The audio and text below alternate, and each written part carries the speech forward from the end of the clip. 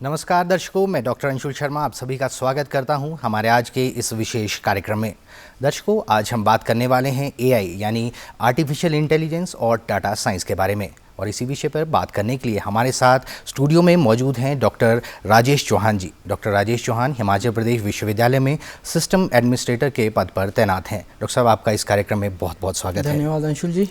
चलिए डॉक्टर साहब, कार्यक्रम की शुरुआत करते हैं। तो सबसे पहले डॉक्टर साहब, मैं आपसे ये जानना चाहूँगा कि ये आर्टिफिशियल इंटेलिजेंस क्या है और ये डाटा साइंस से किस तरह से भिन्न है। जी अंशुल जी, हम डाटा साइंस और आर्टिफिशियल इंटेलिजेंस के बारे में बात करेंगे।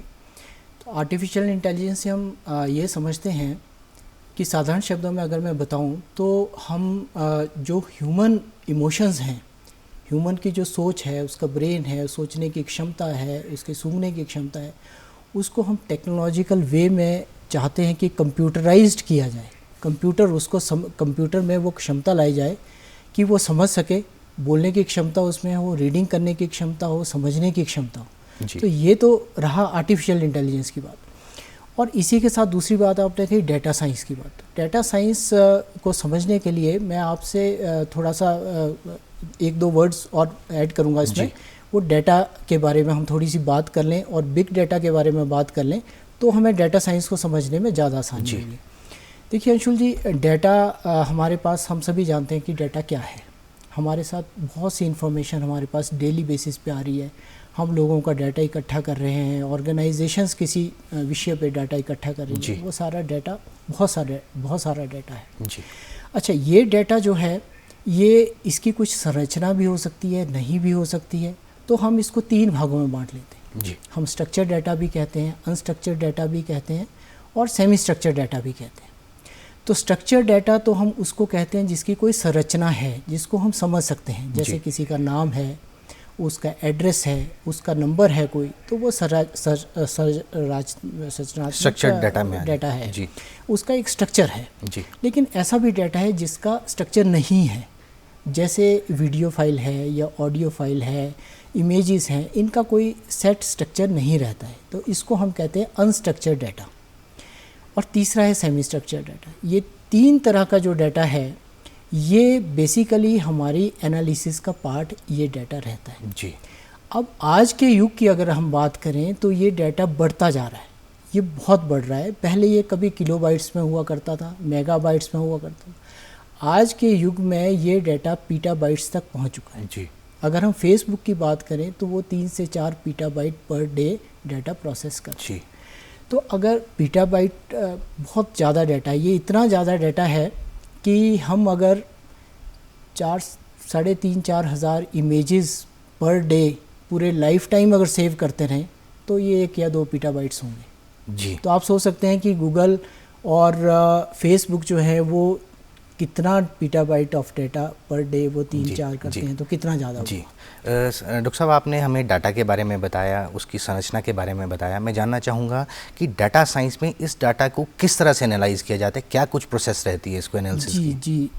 जी डॉक्टर साहब, मैं आपको बताता हूँ। ये जो जब ये डाटा बहुत बढ़ जाता है, जिसको हम बिग डाटा बात कर रहे थे, तो ये जब बहुत बढ़ जाता है तो इसको एनालिसिस हम साधारण तो नहीं कर सकते। इसके लिए हमें आर्टिफिशियल इंटेलिजेंस के टूल्स की ज़रूरत पड़ती है। तो जब हम आर्टिफिशियल इंटेलिजेंस के टूल्स का यूज़ डाटा एनालिसिस में करने लग जाते हैं तो हम उसको कहते हैं डाटा साइंस। उसको हम कहते हैं डाटा साइंस। अब इस डाटा साइंस में हमारे पास जो डाटा रहता है उसको हम मशीन को ट्रेन करने के लिए भी यूज़ करते हैं। उसको मशीन को ट्रेन करने के लिए डाटा का यूज़ करते हैं। तो हम चाहते हैं कि मशीन लर्न करे, तो वो कैसे लर्न करेगी, उसकी ट्रेनिंग करनी पड़ेगी पहले। मतलब मशीन को लर्निंग सिखानी है। हाँ, मशीन को पहले लर्निंग सिखानी पड़ेगी, जिसको हम कहते हैं सुपरवाइज्ड लर्निंग, और दूसरी है अनसुपरवाइज्ड लर्निंग। तो सुपरवाइज्ड लर्निंग की मैं बात करूँ, जैसे डॉक्टर साहब, जैसे बच्चा होता है, छोटा बच्चा है, अगर वो कहीं बाहर हम उसको बाहर ले जाते हैं तो हम उसको दिखाते हैं कि बेटा ये पेन है, ये पेंसिल है, ये टेबल है, ये कुर्सी है, ये मेज़ है। ऐसी छोटी छोटी चीज़ें हम उसको संज्ञा के बारे में बताते हैं। अब जब हम उसको उसी तरह की कोई दूसरी चीज़ बताते हैं तो वो एकदम से समझ आता है कि ये टेबल है। चाहे आप उसका रंग चेंज कर दो टेबल, लेकिन उसका जो शेप है वो वैसी रहेगी, तो बच्चा समझ जाएगा कि ये टेबल है।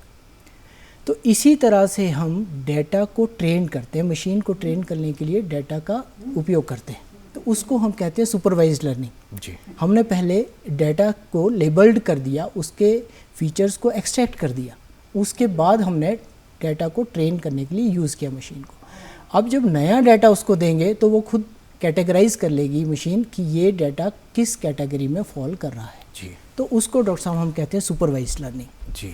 और इसी तरह से मैं आपको दूसरी बात बताऊं कि ये अनसुपरवाइज्ड लर्निंग भी एक रहती है जिसमें हम बताते नहीं है। वही एग्जांपल मैं आपको देता हूं फिर से कि जैसे हमने बच्चे को बाहर भेज दिया लेकिन हम खुद उसके साथ नहीं हैं, अब वो बाहर क्या सीख रहा है और क्या नहीं सीख रहा है उस पर हमारा कंट्रोल नहीं जी। वो खुद ही सीख रहा है और उस सीखी हुई चीज़ों के बल पे वो आगे अपना ज्ञान बढ़ा रहा है जी। तो ये अनसुपरवाइज्ड लर्निंग का एक एग्जांपल है। तो इसी तरह से लर्निंग दो तरीके से हम करते हैं, सुपरवाइज्ड लर्निंग है, अनसुपरवाइज्ड लर्निंग है और तीसरी रीइंफोर्स्ड लर्निंग है। जैसे वही बच्चा है वो अच्छा काम करता है हम उसको चॉकलेट दे देते हैं, बुरा काम करता है हम उसको थोड़ी सी डांट देते हैं, पेनल्टी उसमें डाल देते हैं। तो एरोबोटिक्स में भी यही रहता है, अगर मशीन ठीक से काम कर रही है तो उसको हम पॉजिटिव इनपुट देते हैं, अगर पॉजिटिव रीइंफोर्समेंट करते हैं, अदरवाइज हम करते हैं उसको नेगेटिव रीइंफोर्समेंट। जी डॉक्टर साहब आपने बहुत विस्तार से हमें इस डाटा एनालिसिस के बारे में बताया। मैं डॉक्टर साहब आपसे जानना चाहूँगा कि ये एनालिसिस एल्गोरिदम कैसे काम करते हैं या कोई कंपनी इन एल्गोरिदम से कैसे काम लेती हैं, उनके लिए किस तरह से बेनिफिशियल रहता है डाटा साइंस? जी अंशुल जी, ज़्यादातर एल्गोरिदम जो सुपरवाइज लर्निंग, अनसुपरवाइज लर्निंग और रीइंफोर्समेंट लर्निंग के हैं ये कहीं ना कहीं डेटा को कैटेगराइज करते हैं या ग्रुप करते हैं या उनका क्लस्टर बनाते हैं। तो ये ज़्यादातर एल्गोरिदम क्लासिफिकेशन के हैं या प्रेडिक्शन के हैं या फिर एक तरह से आप समझें कि नेगेटिव फीडबैक देने के हैं या किसी ग्रुप में किसी डाटा को डालने के हैं, यानी कि प्री डिफाइंड है। प्री डिफाइंड है जी। अब कंपनीज जब इस पे बेनिफिट लेती है, मान लो कि हम किसी इमेज को रिकॉग्नाइज करना चाहते हैं, कोई क्रिमिनल की इमेज है, हम चाहते हैं कि उसको रिकॉग्नाइज किया जाए कि वो किस क्रिमिनल की, तो कंपनीज में वो डाटा पहले से रहेगा, उसका क्रिमिनल का रिकॉर्ड रहेगा, वो डाटा हम फीड करेंगे, उसके फीचर के बेस पे मशीन उसको एक्सट्रैक्ट करेगी, उस डाटा को उसकी लेबलिंग करेगी। उसके बाद अनसुपरवाइज लर्निंग के थ्रू वो सारा का सारा जब नई आप उसमें फ़ोटोज़ डालेंगे तो वो खुद ही सारे को बताएगा कि पिछले फ़ोटो से मैच कर रहा है फेस या नहीं कर रहा है जी। तो इस तरह का तो ये इसकी क्लासिफिकेशन और कैटेगराइजेशन के एल्गोरिदम्स रहते हैं। बहुत से एल्गोरिदम्स हैं, रिग्रेशन के एल्गोरिदम्स हैं, ये थोड़ा साइंटिफिक हो जाएगा अगर मैं ज़्यादा इसके बारे में बात करूँगा तो लेकिन इस तरह के कैटेगराइजेशन के एल्गोरिदम है जो कहीं ना कहीं ग्रुपिज़म करते हैं, डाटा की ग्राफक को किस ग्रुप में रखते हैं, तो उसको हम ये एल्गोरिदम इस तरह से यूज़ करते हैं। डॉक्टर साहब इस जब डाटा साइंस को पढ़ने की बात करें तो इसमें एक शब्द आता है डीप लर्निंग। मैं चाहूँगा डीप लर्निंग के बारे में आप हमें कुछ बताएं कि डीप लर्निंग कैसे काम करती है, ये क्या चीज़ है? देखिए डॉक्टर साहब, दो हमारे पास लर्निंग आती हैं, एक है मशीन लर्निंग और एक है डीप लर्निंग। मशीन लर्निंग की अगर हम बात करते हैं तो मशीन लर्निंग में हम जो मैंने आपको बताया कि ये सुपरवाइज लर्निंग की एक तकनीक है जिसमें बच्चे को आप बता रहे हैं, फीचर्स उसको बता रहे हैं कि ये टेबल है, ये पेंसिल है, ये पेन है। तो ऐसी टेक्निक तो मशीन लर्निंग के अंतर्गत आ जाती है। और जो दूसरी हमने बात की है वो है डीप लर्निंग की, जो आप मुझसे पूछ रहे थे कि डीप लर्निंग क्या है। तो डीप लर्निंग अनसुपरवाइज लर्निंग के टेक्निक है। तो इसमें हम डाटा तो डाल देते हैं, डाटा के बाद हिडन लेयर्स हम बहुत सारी डाल देते हैं बीच में। वो लेयर्स जो हैं एक लेयर जो है, हर लेयर का एक अपना स्पेसिफिक काम रहता है। कुछ लेयर कुछ फीचर एक्सट्रैक्ट करती है, दूसरी लेयर दूसरे फीचर एक्सट्रैक्ट करती है, तीसरे लेयर तीसरी फीचर एक्सट्रैक्ट करती है और इस तरह से हमारे पास फाइनल आउटपुट आ जाता है जो कि लर्निंग के ऊपर होता है। तो जब हम नया डाटा उसमें डालते हैं मशीन में तो वो ऑटोमेटिकली उसको कैटेगराइज कर देती है किसी फॉर्मेट जी। डॉक्टर साहब आपने हमें जैसे डाटा के बारे में बताया कि प्रोग्रामिंग किया जाता है मशीन को कि उसको समझना क्या है, किस तरह से उसको कैटेगराइज करना है। डॉक्टर साहब मैं जानना चाहूँगा कि किस तरह का डाटा जो कंपनी है हमारा यूज़ करती हैं और किस तरह से एनालिसिस करके उसको यूज़ करती हैं। जैसे मान लीजिए हम बात करते हैं आज के समय में बहुत से सोशल मीडिया प्लेटफॉर्म्स हैं, सुनने में भी आए दिन ये आता है कि हमारी प्राइवेसी हनन हो रही है, हमारे पर्सनल डाटा को इस्तेमाल किया जा रहा है, चाहे कहीं हमारी फ़ोटोज़ हैं या फिर इसी तरह का कोई और डाटा है। उनको कंपनी से हम किस तरह से बचा सकते हैं? क्या कोई ऐसा कोई लॉ है जिससे हम अपने डाटा को दूसरी कंपनियों के इस्तेमाल से बचा सकते हैं? इस पे मैं जानना चाहूँगा, थोड़ा सा आप इस पे प्रकाश डालें कि इस पे क्या कुछ लॉ बने हैं डाटा के लिए।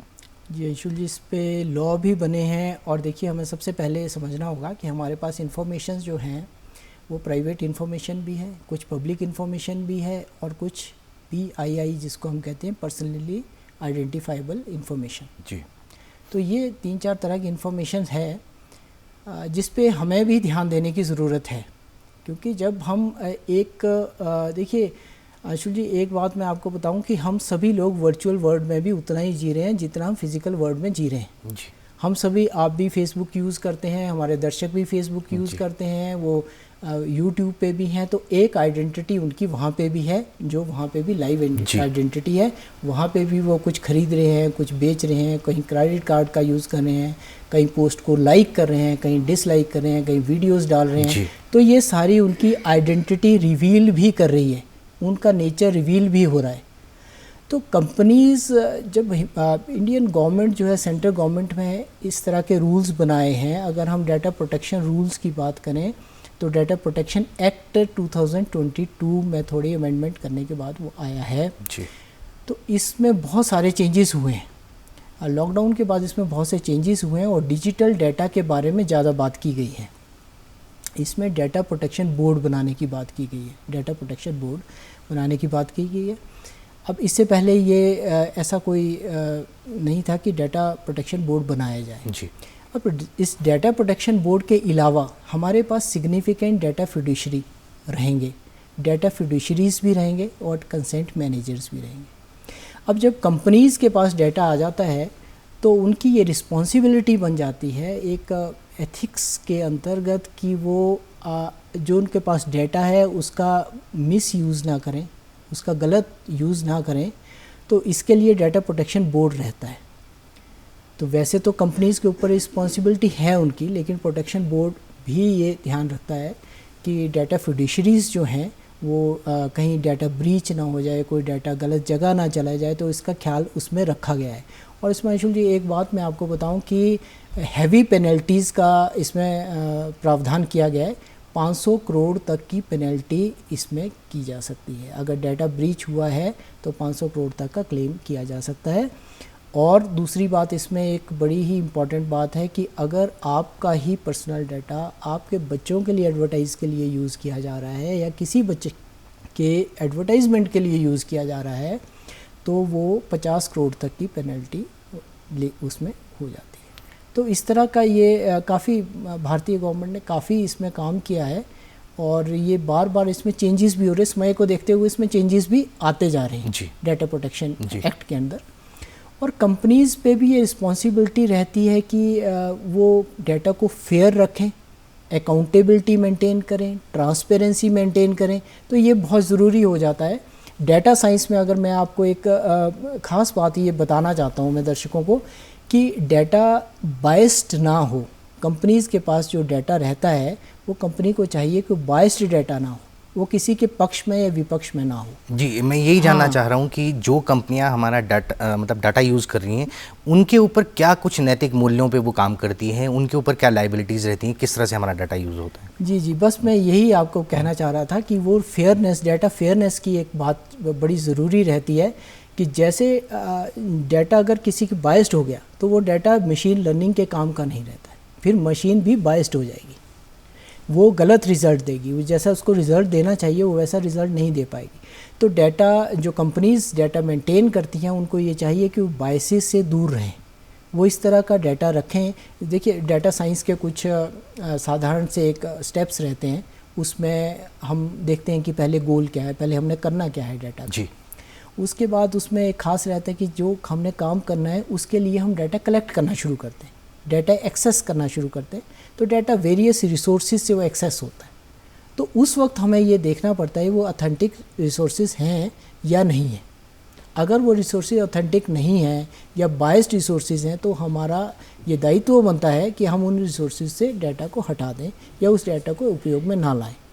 और एक बार जब आपने डाटा कलेक्ट कर लिया तो उसके बाद उसकी क्लीनिंग की जाती है, उसकी प्रिपरेशन की जाती है डाटा की, डाटा साइंस के लिए पॉइंट ऑफ व्यू से। तो उसमें जो मिसिंग डाटा है, गलत डाटा है, उसको भी हटाने का प्रोविज़न रहता है, उसको प्रिपेयर किया जाता है, उसके बाद ही उसको मशीन के लिए ट्रेन किया जाता है, क्योंकि एक बार वो मॉडल उसका बन गया जी। तो फिर अगर वो गलत मॉडल बना तो हमेशा मशीन जो है वो गलत रिज़ल्ट देगी, फिर हमें उसका फ़ायदा नहीं रहेगा जी। तो कंपनीज़ के ऊपर ये पूरी रिस्पॉन्सिबिलिटी है कि वो फेयरली डाटा को कलेक्ट करें और किसी पर्सन को अकाउंटेबल रखें, कि उसकी अकाउंटेबिलिटी फिक्स की जाए कि वो डाटा जो है बायस ना हो और जिसके लिए वो डिज़ाइन किया गया है उसी काम के लिए उसका यूज़ हो। जी। ऐसा ना हो कि जिस काम के लिए यूज़ उसका ना हुआ वहाँ पे उसका यूज़ किया जा रहा है। तो ये बहुत सी कंपनीज़ कई बार डाटा का गलत उपयोग भी हो जाता है, ऐसे भी उदाहरण देखने में मिल जाते हैं, लेकिन कंपनी की ये नैतिक जिम्मेवारी है कि वो इसको करें। और दूसरा है, तीसरी बात मैं ये करने जा रहा ट्रांसपेरेंसी डाटा की, कि जिसका डाटा यूज़ किया जा रहा है उसको भी ये फीडबैक मिले कि उसका डाटा कहाँ कहाँ पे यूज़ किया जा रहा है। यानी हम जान सकते हैं कि हमारा कौन सा डाटा यूज़ किया जा रहा है, किस कंपनी के द्वारा यूज़ किया। जी, ये आपका अधिकार है। अगर आप जानना चाहें तो कंपनी के ऊपर ये दायित्व है कि वो बताएं कि उनका कंपनी वो डाटा कहाँ पे यूज़ किया जा रहा है।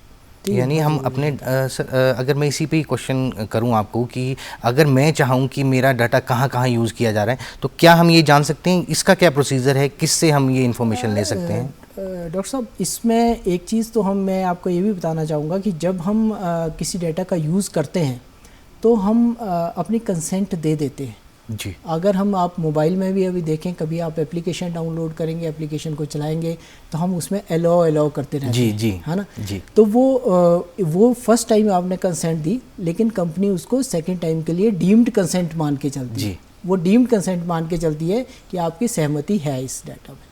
तो ये बहुत ज़रूरी है कि कंपनी का दायित्व अब बन जाता है कि अगर आपने डीम्ड कंसेंट ली है तो उसका गलत उपयोग ना किया जाए, और ये कंपनी की ही जिम्मेवारी है। अब डाटा प्रोटेक्शन बोर्ड की जब हम बात करते हैं तो डाटा फिड्यूशरीज़ की ये जिम्मेवारी बनती है, और कंसेंट मैनेजर स्पेशली इसमें बात की गई है कंसेंट मैनेजर्स की उसको रखने की। तो कंसेंट मैनेजर्स की ये जिम्मेवारी बन जाती है कि वो डाटा के बारे में बताए, पर्सन को फीडबैक दी जाए कि वो किस तरह। यानी हर कंपनी को एक कंसेंट मैनेजर रखना ज़रूरी है, जिससे हम डायरेक्टली अपने डाटा के बारे में जानकारी ले सकते हैं। जी डॉक्टर साहब जी, ये एक ज़रूरी काम है जी।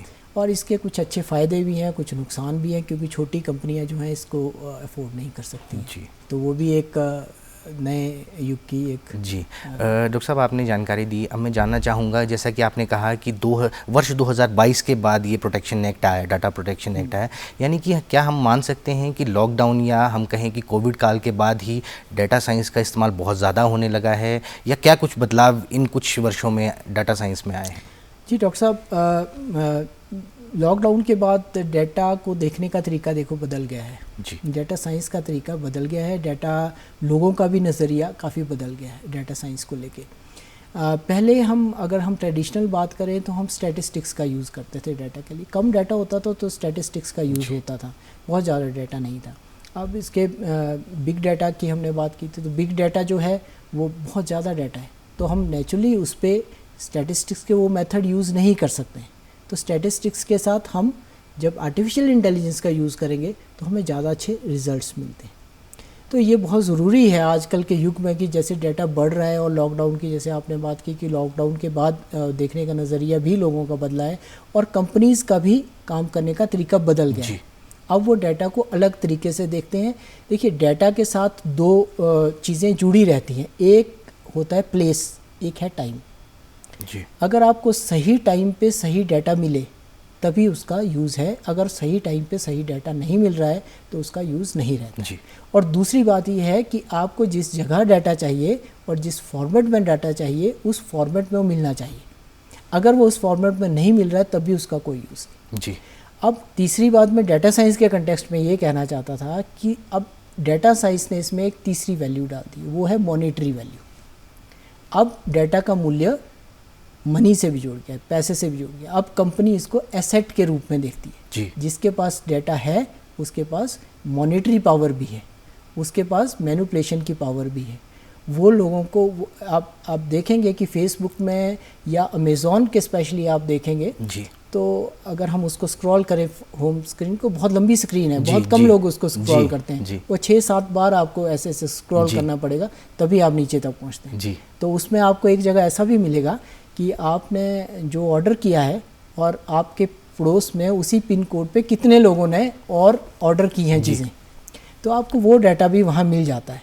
तो हम देख सकते हैं कंपनी जो है डाटा साइंस का कितने अलग अलग तरीके से इनोवेटिव वे में वो यूज़ कर रही हैं, हमें उसको एडवर्टाइज़ करने के लिए, दिखाने के लिए। तो लॉकडाउन के बाद डाटा का कलेक्शन भी बढ़ा है, डाटा का यूज़ भी बढ़ा है, और डाटा को प्रोसेस करने के तरीके में भी बहुत ज़्यादा चेंजेस आए हैं। तो मतलब आने वाले साल में हम कह सकते हैं कि डाटा का और ज़्यादा विकास होगा, डाटा साइंस का और ज़्यादा विकास होगा।